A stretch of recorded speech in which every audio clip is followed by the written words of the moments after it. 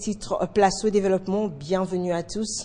Les secteurs de l'éducation, une véritable préoccupation pour le gouvernement congolais, ce qui justifie leur rencontre cet après-midi à la primature des différents acteurs, tant nationaux qu'internationaux, œuvrant dans ces secteurs. Il était question de présenter les différentes réalisations du secteur éducationnel en République démocratique du Congo, de relever les défis et perspectives. Sans un enseignement de qualité, le développement est impossible, a déclaré le Premier ministre Matata Ponyo. Suivez. C'est dans ces décors des tentes aménagées dans les très visibles jardins des premiers que le Premier ministre Matata Ponyo a choisi de recevoir ses hôtes qui œuvrent dans l'éducation, un secteur porteur des développements de toute une nation. C'est alors que Matata Ponyo quitte son bureau pour rejoindre ces personnalités avec qui il va échanger sur les réalisations opérées dans ces domaines. Les retards que nous connaissons, nous, en République démocratique du Congo, a été dû notamment au fait que nous avons accordé très peu d'importance à un secteur clé qui a fait d'Isaïr un pays qui était connu dans le monde entier. Nous avons pensé que nous pouvons nous occuper d'autre chose que de l'éducation. Et ceci nous a amenés dans la précipice. L'éducation fait aujourd'hui la fierté du pays avec les différents projets mis en branle en collaboration avec les partenaires au développement. Le rapport est reconnu ici. Sur cette question, je voudrais vraiment profiter de cette occasion pour rendre un hommage à notre partenaire, Madame Alice Albright, que je félicite beaucoup pour son engagement pour la RDC, son engagement pour l'éducation. Elle est très engagée. Et félicitations, mais aussi félicitations pour votre français qui s'est amélioré sensiblement. Nous devons avoir la responsabilité de faire en sorte que tout le monde étudie dans les mêmes conditions et ait les mêmes chances de succès dans la vie. Le gouvernement est résolument engagé dans la concrétisation de la vision du chef de l'État d'être un véritable pôle d'intelligence. Nous saluons ici les efforts faits par le pays. La population scolaire a doublé en 10 ans. Le taux brut de scolarisation du primaire a dépassé les 100%. Toutefois, les constats qui ont été faits par le pays lui-même montrent que pour l'objectif 2, notamment, il y a encore beaucoup d'efforts à faire.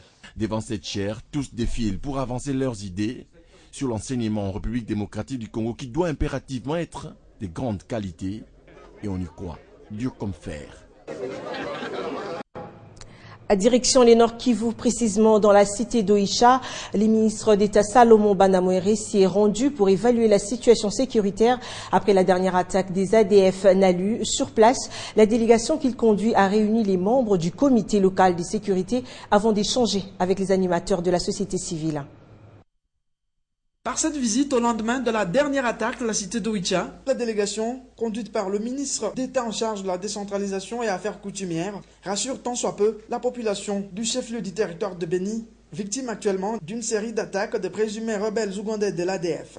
Après une réunion avec les membres du comité territorial de sécurité, Salomon Banamouéré, avec à ses côtés le gouverneur du Nord Kivu, Julien Paloukou, a rencontré les membres de la société civile d'Oicha qui venaient d'appeler la population à l'incivisme fiscal et à l'arrêt des cours pour s'insurger de leur manière contre l'insécurité accrue dans la région. Je leur ai dit que la société civile est partenaire permanent du gouvernement. Que ce n'est pas indiqué que nous puissions demander aux gens de ne pas payer l'impôt et la taxe. Sur le plan constitutionnel, c'était devoir. Mais également, les quelques actions qui sont faites dans ce territoire le sont parce que le gouvernement provincial le gouverneur reçoit des rétrocessions sur les recettes qui sont perçues à caractère national, mais également à caractère provincial. Deuxièmement, ce n'est pas gai de pouvoir priver les enfants d'aller à l'école. Ayons confiance à nos institutions. Le gouvernement s'emploie pour ramener la paix à Beni, a rassuré le ministre. Le gouvernement fait ce qui est de son devoir. Je ne peux pas dire le secret de la défense. La 4 fois que j'arrive à Oicha, je peux dire qu'en dehors de ce qui vient de se passer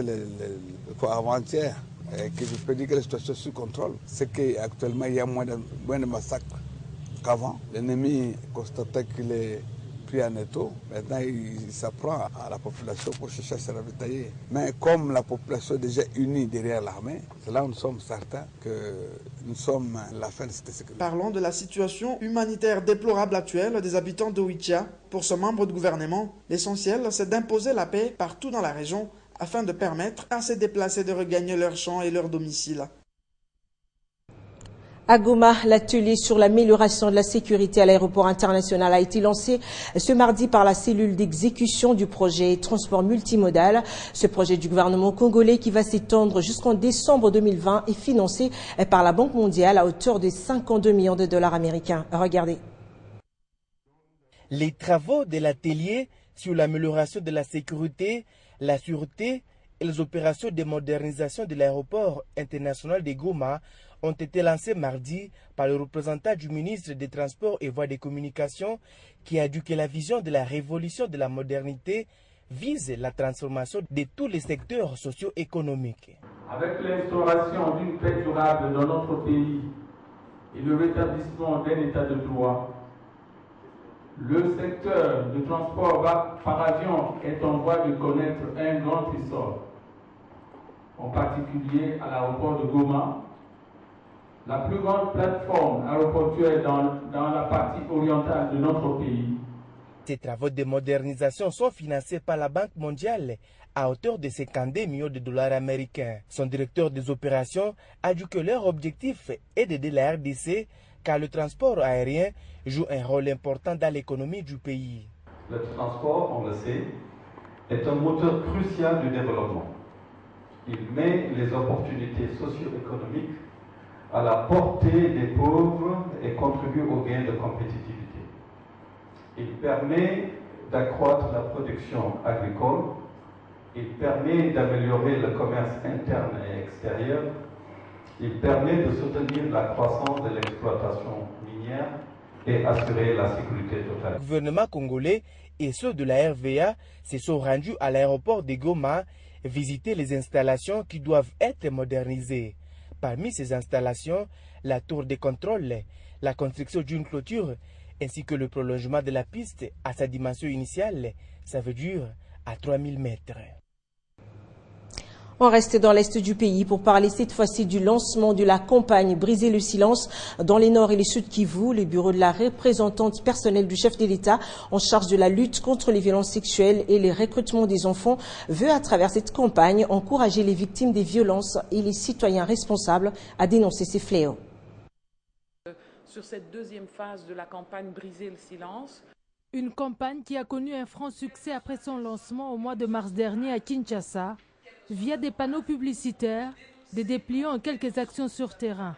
L'objectif étant d'encourager la dénonciation des cas de viol et de vulgariser le numéro d'appel d'urgence destiné à donner une orientation pour les victimes vers une assistance médicale ou judiciaire appropriée. Donc, le résultat d'avoir environ 7800 messages sur Facebook en un peu moins d'un mois de campagne, je pense que c'est beaucoup.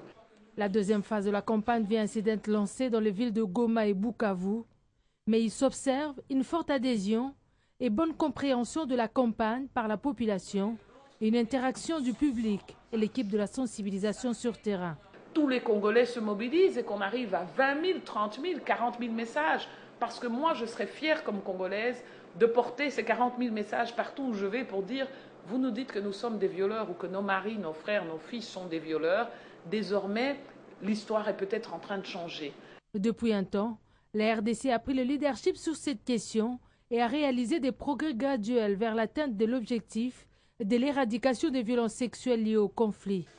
Occasion également pour la représentante personnelle du chef de l'État, en charge des luttes contre les violences sexuelles et le recrutement d'enfants, de rendre hommage au personnel médical de 140 centres hospitaliers soignant les femmes victimes de violences à travers le pays.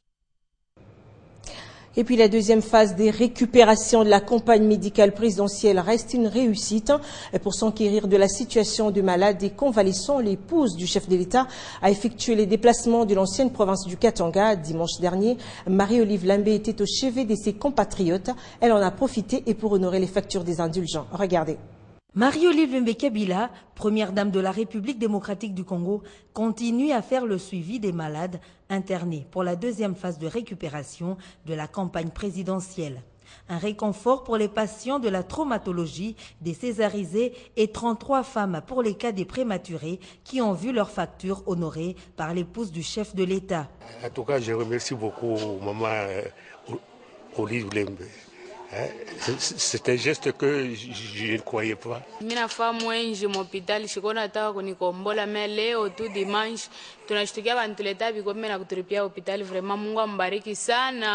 Un geste qui soulage l'administration de l'hôpital Jason Sendwe. Quand la distinguée première dame a pris en charge ce genre de malade, vraiment ça a été un soulagement et pour eux et pour nous. Marie-Olive Mbekabila visite les différents pavillons dans la maternité, la chirurgie femme et la chirurgie infantile. Quelques goitreux venus pour les pansements ont eu la grâce de rencontrer leur bienfaitrice à leur grande satisfaction. Interpellés par la presse au sujet de la poursuite des travaux de réfection de l'hôpital général Jason Sendwe lancé par l'ex-gouverneur Katumbi, la première dame de la République démocratique du Congo rassure. Je comprends le fond de ta question, parce qu'à l'époque, on a eu à déclarer par, nous tous qui étions présents, entre autres l'ex-gouverneur Katumbi qui nous a quittés malheureusement. Mais je veux signaler que peu importe que nous mourons ou partons, l'État continue à fonctionner. Bien sûr, mon rôle là-dedans est de suivre et de m'assurer que cette promesse-là soit réalisée. Un soulagement pour les Katangais qui croient en la détermination du couple présidentiel.